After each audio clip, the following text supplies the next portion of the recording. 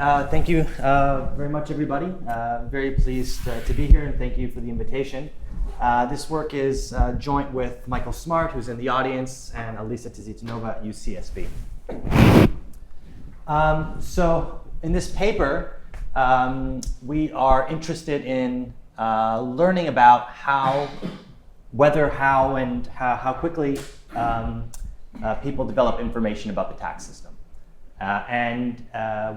We're interested because agents' beliefs and knowledge about the tax system are central for normative and positive economic analysis.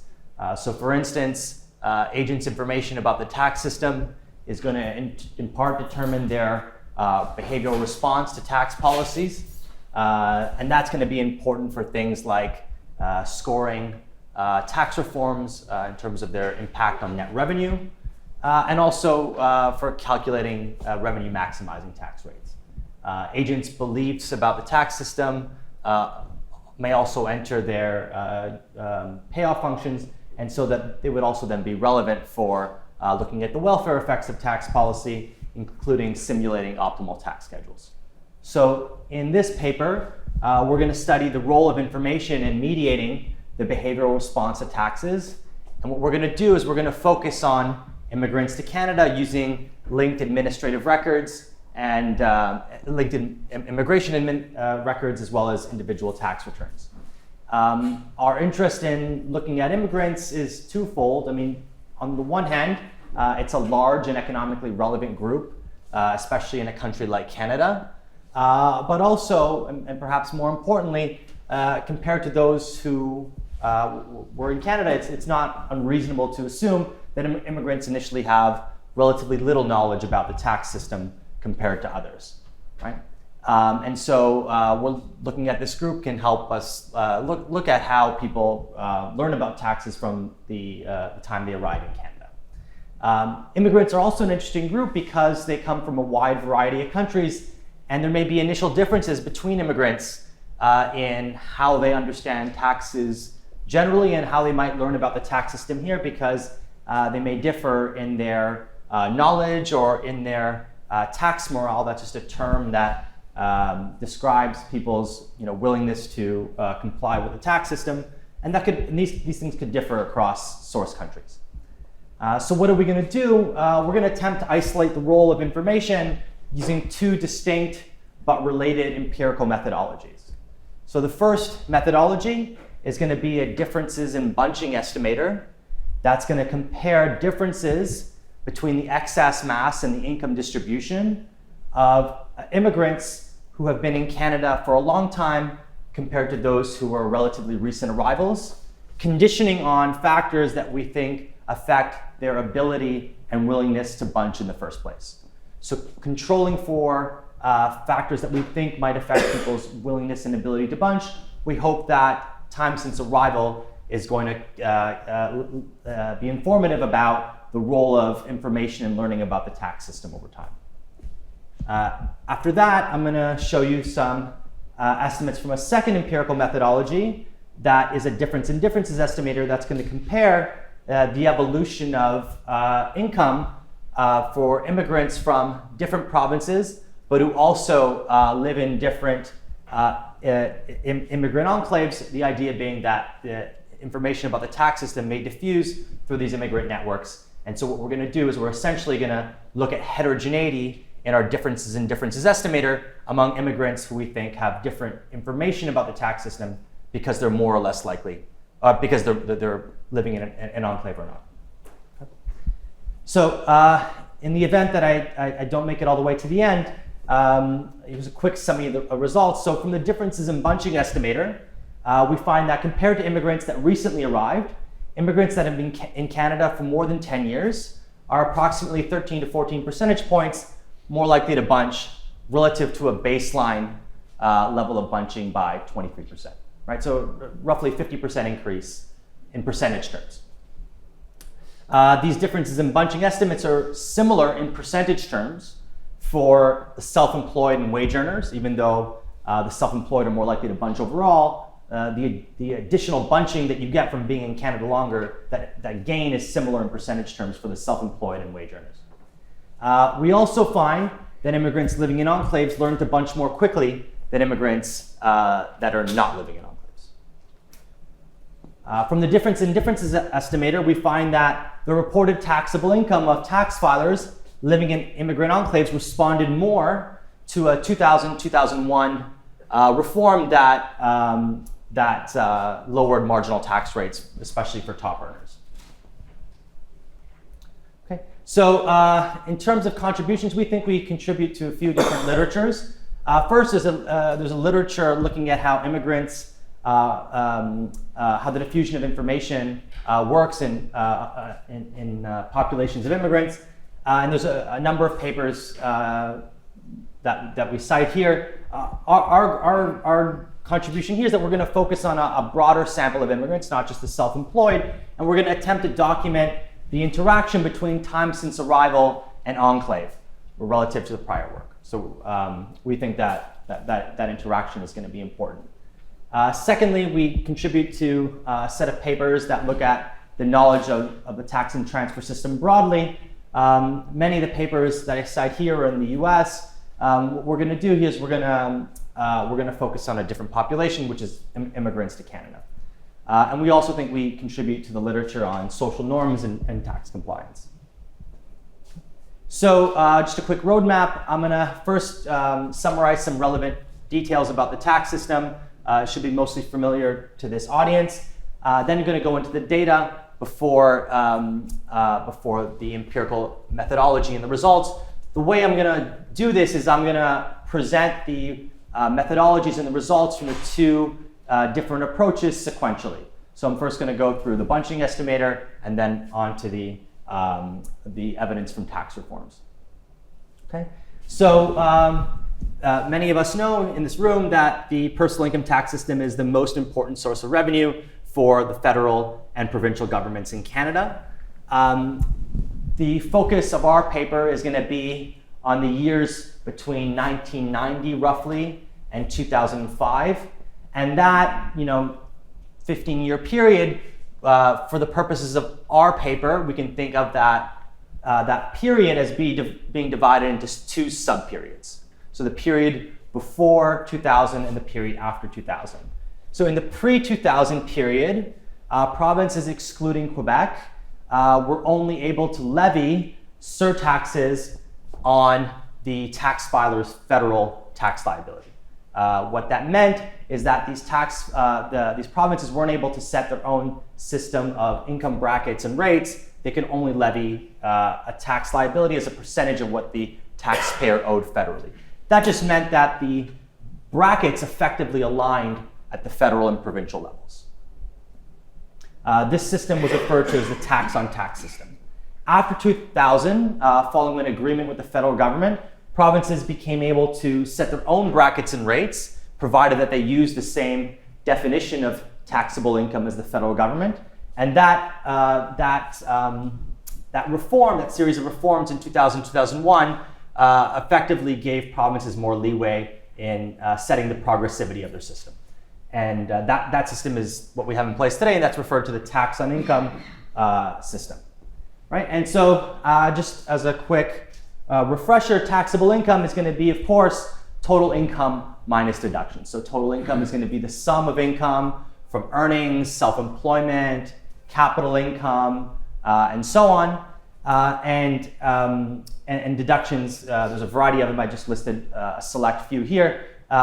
These are going to be relevant for part of the paper, which I'm not going to get a chance to show you today, which is where we look at how the bunching and how the responses to the tax reform, or how they're happening based on changes to reported income and reported deductions.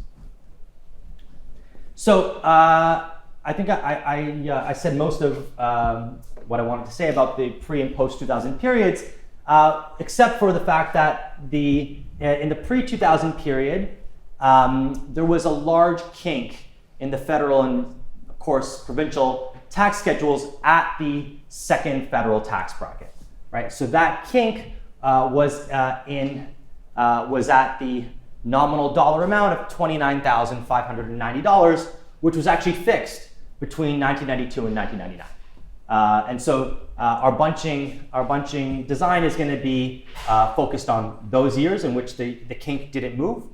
And the kink was relatively large. It was about a 15 percentage point increase in the marginal tax rate, which is quite big. Right? And so here's just a depiction of that increase. We say that the average marginal tax rate across filers and provinces was around 30%, and it jumps to about 35%. This 29,500 was about P60 to P65 in the income distribution at that time. Okay. In the post-2000 period, I mentioned that provinces gained some additional flexibility in setting their own brackets and rates. And so with this additional flexibility, most provinces opted to lower marginal rates, especially for higher income earners. These marginal tax rates fell the most in the Western provinces. For instance, during this period, Alberta set up its flat tax with 2 brackets and 1 marginal rate with a relatively high exemption amount of income. Okay. And so, just to give you an idea of the magnitude of the tax changes in that period, this figure reports the change in the take-home rate, the log of the take-home rate in taxes, as a function of a tax filer's reported taxable income. Right? So we see that for taxable incomes below 30,000 or so, there wasn't much of a tax decrease at all. The log of the net of tax rate was pretty close to 0. And moreover, the differences between the 2 series in this figure, Western provinces and others, was pretty small. But at higher incomes, the tax cuts were larger for everybody, but especially for those people living in Western provinces. So this is going to be the variation that we exploit in the second part of the paper. So how am I doing for time? Okay. So getting to data. So in this paper, we're going to use 2 data sets, but mostly 1.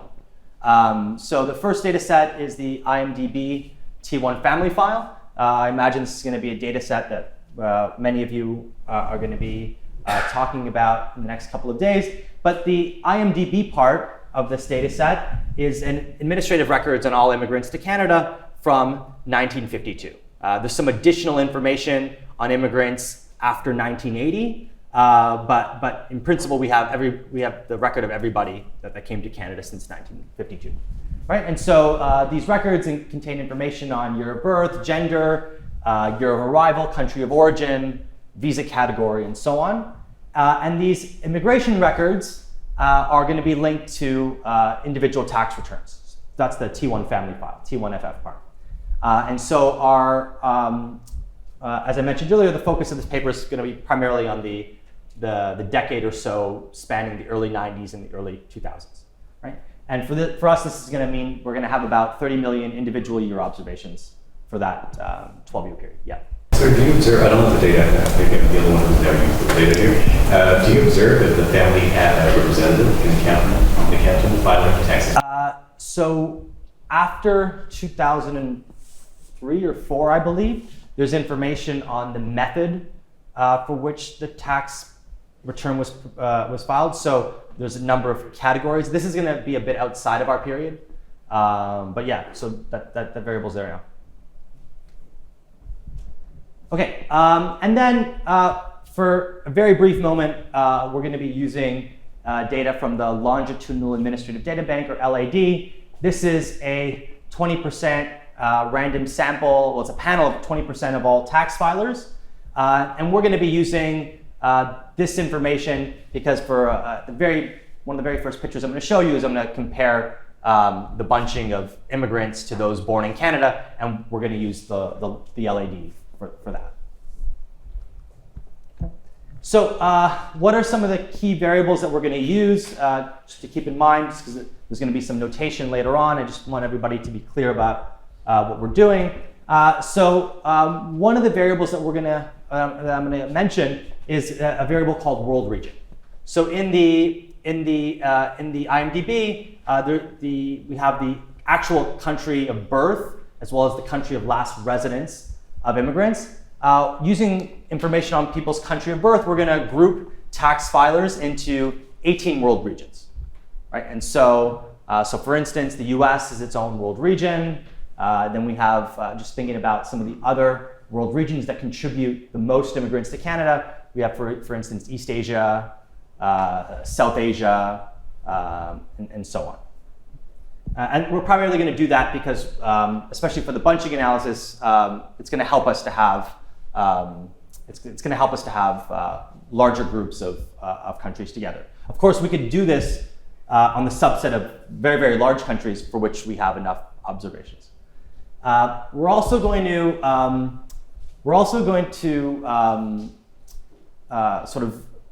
we're going to take information on immigrants' time since arrival, and we're going to group it into categories. Again, that's just to make things more manageable. So we're going to have 5 categories. So in Canada for less than 2 years, those are going to be the newest arrivals. In Canada between 2 and 5 years, 6 to 10, 10 to 15, and then more than 15. For taxable income, we're going to use the CRA taxable income variable in both the LAD and T1 family file. And then, like I mentioned earlier, we're able to observe other income variables and other deduction variables. And so that's all good. Okay, so the first empirical strategy. Okay, so to set the stage for this empirical strategy, I just want to quickly go through a very simple conceptual framework that I think, that at least for me, helps me think about how to interpret the differences in bunching estimates that I'm going to show you later on. Okay? So what we're going to do is we're going to work off of the model in Emmanuel Size's seminal paper on bunching, as well as use the same notation as in the Bloomquist et al. Paper that points out some important details about how we should interpret bunching estimates. Okay, so we have a tax filer who has isoelastic utility. So they're going to choose income Y and consumption C, and there's going to be 2 parameters that they're endowed with. The first parameter is going to be eta. That's going to be their ability or potential income or type, and that's going to have a distribution phi. And then beta is going to be a structural parameter that's going to capture the agent's willingness and ability to respond to the tax system. So sometimes this parameter is referred to as the compensated elasticity of income. We're going to refer to this parameter as bunchability. So that's just going to refer to your ability and willingness to bunch. Okay. So the tax filer is going to face a 2-part tax schedule with marginal rate T1 below some kink K, and then T2 above. And so rho is going to be the tax filer's net of tax rate, so 1 minus the marginal tax rate. It's the percentage of their marginal dollar that they get to take home. Okay. Then we're also going to introduce information in a straightforward way. We're going to assume that an exogenous fraction of tax filers, pi, have information about the tax system, and 1 minus pi do not. And the assumption that we're going to make here is that if you're uninformed, you're going to respond to the tax system as if there's a constant linear tax rate throughout. So you're not going to perceive the change in incentives around the kink, and you're just going to maximize your utility as if you're facing a linear tax schedule. Of course, the informed fraction are going to have the opportunity to bunch if it is utility maximizing for them. Okay. So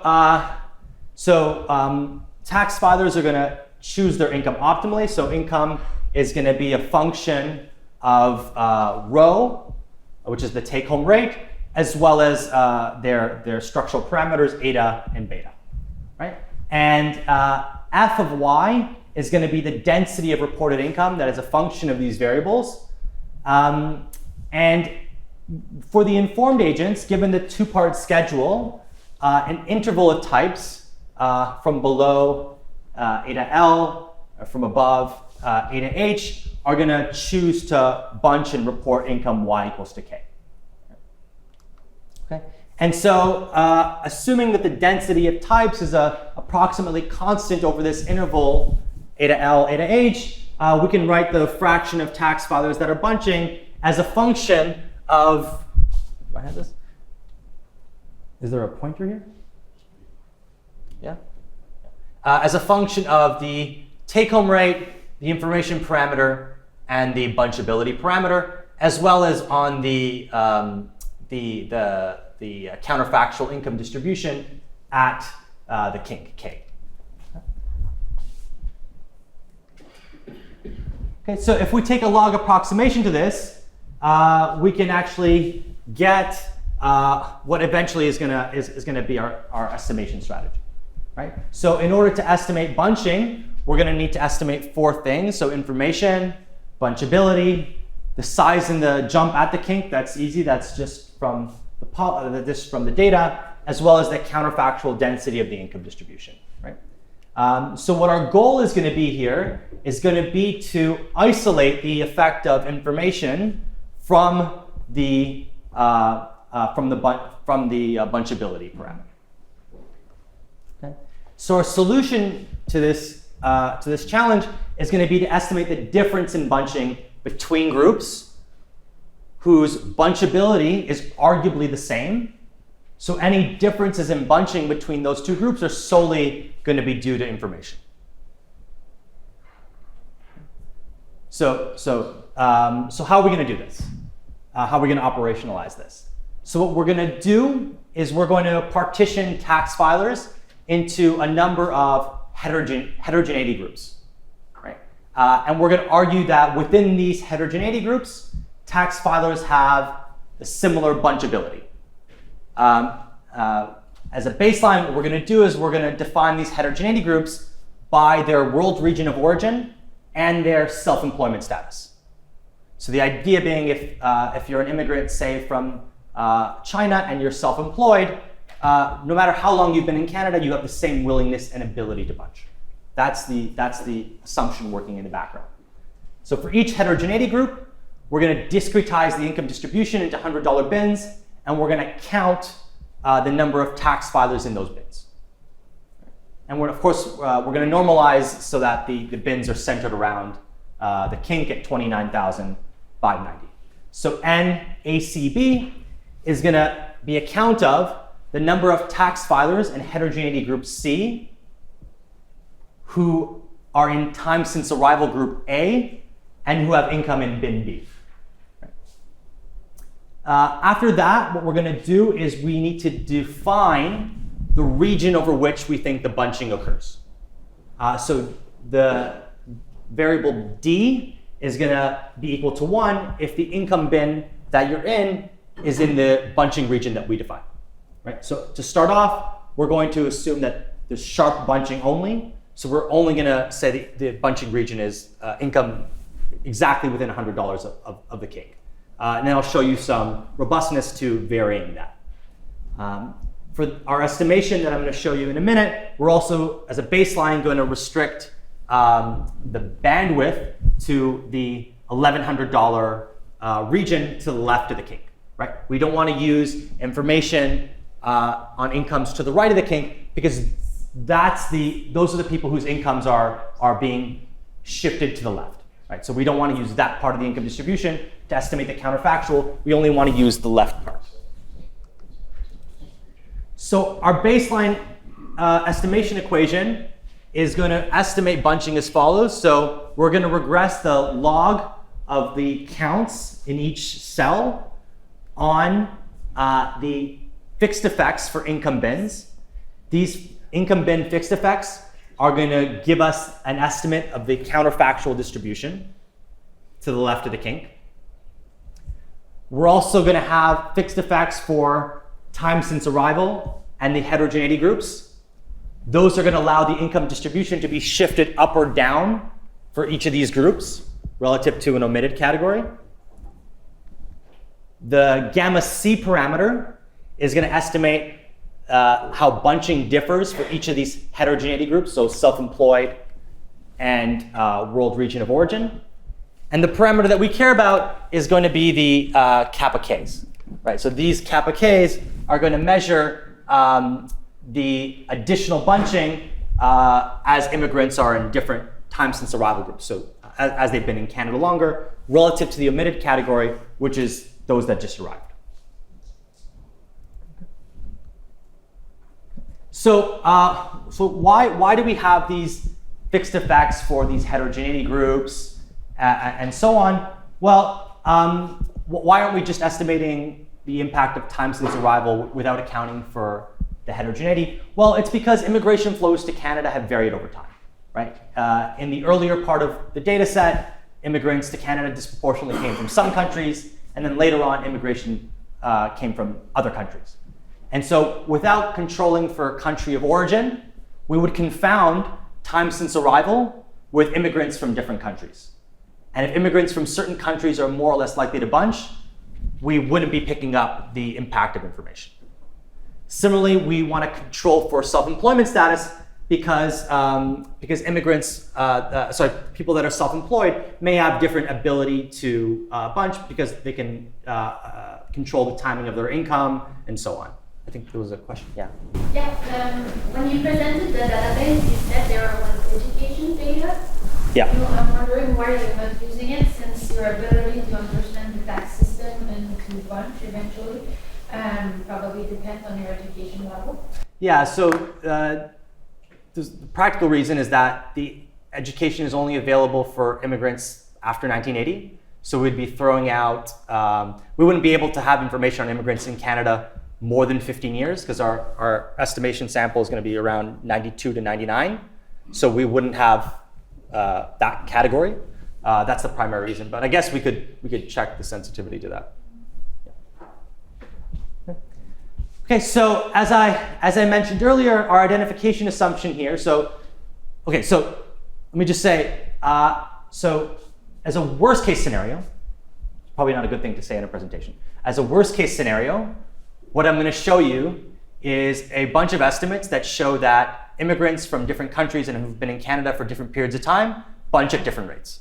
Right? So that's worst case scenario. I'm showing you what I think is interesting heterogeneity in bunching. The best case scenario is that we can interpret those differences in bunching as being due to different information about the tax system. So for us to make that jump from just heterogeneous estimates to information, we're going to need to believe that there's no differences in bunchabilities from the same world region self-employment status group. Right? And so that this assumption, for example, would rule out the possibility that the willingness or ability to bunch varies with time since arrival, conditioning on your heterogeneity group. Okay, so let's go to the data. So here we have from the LAD, we have on the left panel the income distribution for those born in Canada as well as immigrants. And we see that there's a large amount of bunching right at the kink of 29,590. Okay. So this is all tax filers. In this figure, actually the bunching by immigrants and those born in Canada seems to be similar, but the one thing that this confounds is the fraction of self-employed differ in the two populations. So the extent to which the self-employed are much better able to bunch, we might want to spend some time looking at that subgroup. So the figure on the left shows the bunching only for the self-employed sample. And so we see here that those born in Canada bunch much more than those that weren't born in Canada. I should point out here that the what you see here is counts in each income bin normalized relative to the minus $500 bin. So that's why like number 2, for example, would mean the count in that bin is double what it is in the minus 500 bin. Okay. So now I'm switching to the T1 IMDb T1 family file. So this is for immigrants only. So we have the self-employed on the left and wage earners on the right. Note the difference in the scales of the axes. So basically, our estimating equation is going to do the following, right? So we're going to have an estimate of the counterfactual earnings distribution, right? So in some specifications I show you, we're going to allow the income distribution to vary linearly for each of the heterogeneity groups. So you can think of this line here on the left. So this is the counterfactual income distribution that we're estimating. And then our bunching estimates are going to compare the count in the bin at 0 relative to this counterfactual. So that's just going to be the bunching. And then the difference in bunching is going to estimate the difference in that between groups. So for instance, the difference between the bunching for the self-employed and the wage earners, for instance. Of course, we're not going to actually compare the self-employed and wage earners, but just to give you an idea of how our estimates are going to be are working. Okay, so here in this figure, I'm actually going to show you the estimates of the kappa A's from the equation 3 that I had up earlier. Right? So of course, here in the background, we have all the income bin fixed effects, the heterogeneity group fixed effects, and so on. These are just the kappa A estimates. The omitted category is the recent arrivals group. So the people who have been in Canada less than 2 years. Oh, let's just say strictly less than 2 years, not less than or equal to, less than 2 years. Okay. So what do we see here? We see that bunching increases dramatically with time since arrival. Relative to the omitted group, those who have been in Canada for less than 10 years bunch the same amount, more or less. But those that have been in Canada for more than 10 years bunched about 12, 13 percentage points more. And those estimates are statistically different from each other. Okay. Here I'm showing you estimates from 3 regressions. First is going to be the pooled sample. That's the baseline that I just showed you before. That's all. That's going to be the darker gray circles. The other 2 estimates are when I estimate equation 3 separately for immigrants and they're all immigrants, for self-employed and wage earners. Right? And so here we see that the self-employed do bunch a bit more, but this gradient in bunching increasing with time since arrival is the same for both groups, or similar for both groups. Okay. So as a baseline, like I said, we assume that the counterfactual income distribution is the same, at least the slope of it is the same for all groups. We just allow the intercept to vary across the heterogeneity groups. But you might think that maybe the slope is steeper for some groups than others. In this figure, we check the robustness to these functional form assumptions, effectively. So the lighter gray diamonds, for instance, allow the, if I go back to this figure, estimate a separate linear term here for each of the heterogeneity groups. So the income distribution is more flexible. And so we show here that the pattern of results, the pattern of results is basically the same. In the estimates given by the squares, what we do is we have interacted fixed effects between every time since arrival group and world region, self-employment group and world region, and time since arrival group and self-employed. So we allow the income distribution to be different, to be shifted up or down by all of these categories. And again, that doesn't change our estimates much. If anything, it actually accentuates the story that bunching increases in time since arrival. Okay. And then finally, what I want to show you here is we estimate equation 3 separately for immigrants that we categorize as living in enclaves versus not. So how do we define enclaves? So for each world region and census tract, we calculate the number of immigrants who are in your census tract from the same world region as you. Right? And then we rank those census tracts. So for instance, we would be a high immigrant enclave would be, for example, a census tract in Brampton for Indians, compared to a lower quartile census tract, which would be, say, Montreal for Indians or something like that. And then we'd be comparing, Vancouver for Chinese versus Winnipeg in Chinese for Chinese. Right? So that's effectively what we're doing here. So this is gonna, because we're doing this by world region and census tract, we're gonna net out the impact of any census tract being, especially more or less likely to bunch, or any one world region being especially more likely to bunch. We're looking at whether there's more of your like immigrants in each of these areas. And so what do we see here? So initially,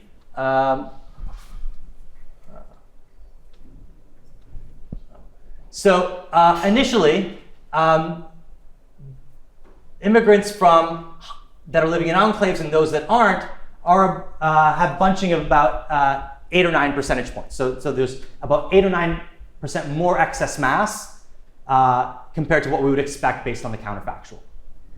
Now, for those that aren't living in enclaves, that increases over time. So by the time they've been in Canada for more than 15 years, there's about 22, 23% excess mass. For those that are living in enclaves, that increase up to 20% excess mass happens much quicker, right? So sort of very soon after arriving, they bunch a lot more, but eventually the speed of that learning, if you want to call it, tapers off, and eventually both groups settle around bunching about 25%. So we take this as evidence that perhaps this learning about the taxes and this information occurs within these enclaves. Yeah. Are the contents and they're also small, we don't see them, or they're just There was actually a problem with estimating the confidence intervals, so yeah, I have to redo that. I only noticed it. These are hot off the press. They were sent to me by my RDC analyst 4 days ago. Okay, so we do a bunch of additional sensitivity checks, as I mentioned earlier. The baseline, the bandwidth is incomes in this $1,100 region to the left of the kink. We vary this with, more narrow, less narrow. We show the robustness to what we define as the bunching region. Initially, it's a sharp bunching only. Then we allow, the income bin before, and then, the two income bins before. We get similar estimates regardless. Our baseline specification assumes that the kappa parameters are homogeneous. We estimate the extent to which there's heterogeneity in these kappas by world region. And then we also control for age at arrival. Maybe if you arrived in Canada earlier, at an earlier age, maybe you learn more quickly than somebody who's been in Canada also for 10 years, but who arrived at a later age. We actually show that doesn't have much of an impact on our results. Okay. In the few minutes that I have remaining, evidence from tax reforms. Okay, so here we're going to do is we're going to focus on the years 1998 and 2002 only. So we're going to look at tax filers who reported income in both those years, and then make a number of other sample restrictions that you had to have filing income for the previous 3 years. We're going to exclude, very, very high income taxpayers because there's not that many of them. So we're now going to have about 750,000 tax filers for each of the 2 years. And we're going to estimate the following equation and differences. So we're just going to be looking at the change in reported incomes and seeing how that varies with the change in your take-home rate. Of course, here the tax rate is going to be endogenous, right? So first, there's a mechanical correlation between income and your marginal tax rate. And second, it could be the case that people that had bigger changes in tax rates, had different evolutions of income in the counterfactual. So we're going to do a simulated instrument for this, following the literature. And here's the reduced form results. So our simulated instrument predicts larger tax increases for high income earners. So again, this is a diff and diff. We're comparing tax filers in provinces that had bigger tax cuts to those that didn't. And so those tax cuts were bigger at the higher income levels compared to the lower income levels. And the growth in incomes over time was higher for tax filers in these treated provinces at the higher incomes compared to the lower incomes. You can see those didn't change much. This is almost like you can think of this as a placebo, right? These guys didn't get a tax cut, So we wouldn't expect their income to grow by much, right? Okay. So here we have estimates of a reduced form. And you might have to squint here a little just because there's many lines on the figure. But here we actually see the growth in incomes, which we're attributing to the tax change. The growth in incomes at the top end that we're attributing to the tax change are larger for immigrants in high bunching enclaves, right? So we view this as almost like an out of sample validation of the bunching, right? Number one, this tax reform occurs a few years after the window of time where we estimate the bunching. And then secondly, the tax reforms affected primarily those at the top, whereas the bunching was for primarily those around, P55, P60 of the income distribution. So this enclave status seems to be driving both the responsiveness to bunching, but also the responsiveness to a tax reform that occurred a few years later and for a completely different group of tax filers. So we view these estimates in some sense corroborating this story about information diffusion in networks. Okay, so I think I'm out of time, so I'll just leave it there. Thanks very much.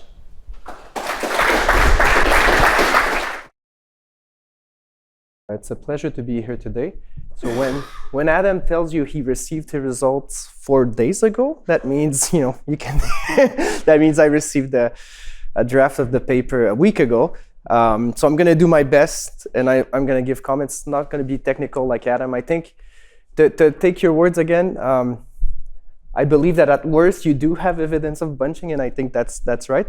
And I'll try to maybe talk a bit about how you can interpret the results in my read on these results. So learning the tax code is important. Okay, I run a financial education lab. I believe in financial education. I believe in people understanding the tax code. Financial literacy is low in Canada. Knowledge of the retirement income system is low. We need to find ways to get people to understand it better. Financial education doesn't always work. We've been lucky enough with p.ex to work on projects where we've shown that if you teach people about RSP, TFSAs, they learn about these contributions, these deductions, and you can actually get them to make better choices, improve their financial outcomes. So hopefully on a good day, financial education might work. What this paper does is it shows that immigrants adapt to the tax code as the time they spend in the country increases. So I'm going to take the baseline result. Immigrants who spend more time in the country bunch more. Immigrants who live in enclaves start bunching earlier. And immigrants living in enclaves respond more to tax reforms. So the main questions I have about the paper is, what's the margin of bunching that's actually working out here? Okay, and I think first thing I want to say, we run a RSI index where we question people about their knowledge of the retirement income system. We have a ton of variation on who understands the system, who doesn't. One of the results is that immigrants understand the system as well as non-immigrants.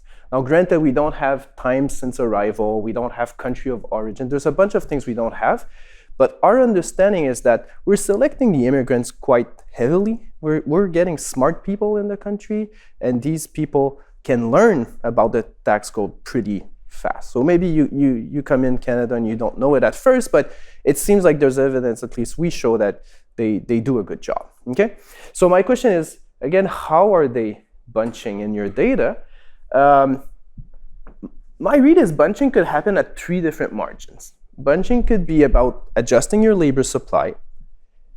Bunching could be about income misreporting, or bunching could be about a very clever use of deductions. I'm thinking about RSP contributions, okay, which I think one of the versions of your paper hinted at.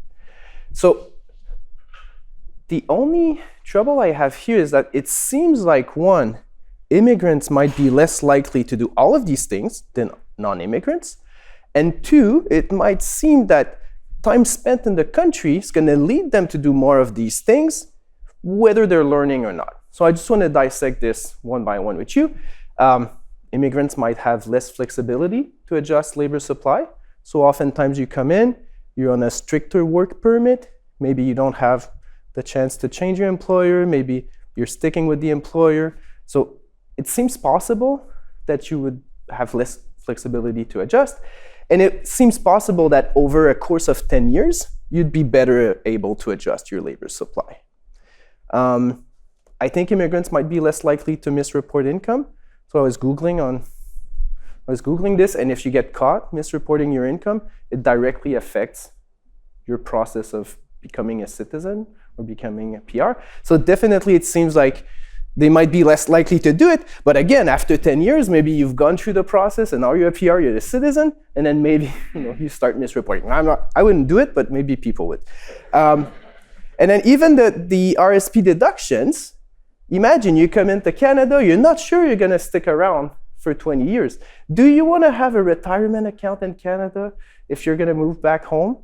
So again, I think immigrants versus non-immigrants, at least when they arrive, the immigrants could be less likely to use the RSP deductions. But once you're here for 10 years, maybe now you're good to go and you think I'm gonna be here for it. So what I'm trying to say is, are they really learning the tax code, or is it one of these three margins that's varying, okay? The other thing is, the bunching really starts after 10 years. And it's a big, I'm focusing on the bunching result, it's a big kink in the tax code. And my question is, does it really take 10 years to learn about this big kink? It seems like a long time to learn about this. So I don't have a view, but how long should it take to learn this? The following thing, which I think you do very well with your second experiment, is to find, well, is there other evidence of immigrants learning about the tax code? And I don't have clear-cut examples for you. I don't have a bunching test that you could do, but maybe you could look at RSP withdrawals around thresholds of OAS, GIS eligibility. There's going to be problems here because it depends on how long you stayed in the country. Not perfect, but it's another place to look at. We have these rule of thumbs. When should you deduct your RSP contributions? In years in which your METR is higher, we have a nice C-tax, we can compute METRs. There's a few more things you could do, none of which are as elegant and classy as the ones you do in your paper, but still. And there's this, the other bunching kink I know is in the self-employment just before you register your unincorporated business, where you could also see bunching around the 30,000 threshold. Okay, so let's be a bit more constructive and positive. So I was thinking about the idea of enclaves, and I really like it. The issue for me is, okay, maybe at the start, there's selection in who decides to join a city where there's a big community of people from your country. So you could think that smarter immigrants or immigrants who learn fast go to a city in which there's a big community. So there could be selection into moving into an enclave. Maybe it's not that they learn, but through time, through the community, they learn to reach the right accountant. So there was this question, maybe you get to know who's the good accountant, who knows these things. So it doesn't show learning. What would show learning, in my opinion, would be an experiment where you say, let's look at immigrants who start initially living in a community where there's not an enclave. Once they move to an enclave, a city in which there's a large community, if you see evidence of learning or evidence of bunching, then you could think they're learning through the community. And what's neat with this is if you look at the opposite side, immigrants who initially arrive in an enclave or in a city in which there's a lot of them, if they move away, they should keep the knowledge. So that would be a simple test that works with your time spent in the country. And I think it would add a little bit more to the story of just saying, do you live in an enclave or not? I think the idea here is that moving into an enclave should show effective learning, whereas moving out of an enclave shouldn't reduce your knowledge. Once you've acquired the knowledge, you should be able to keep it. So that's all I have. Interesting and important research question. Certainly a nice paper, well done. The analysis is good. And I look forward to reading a draft of the paper and look forward to more of your comments. Thank you.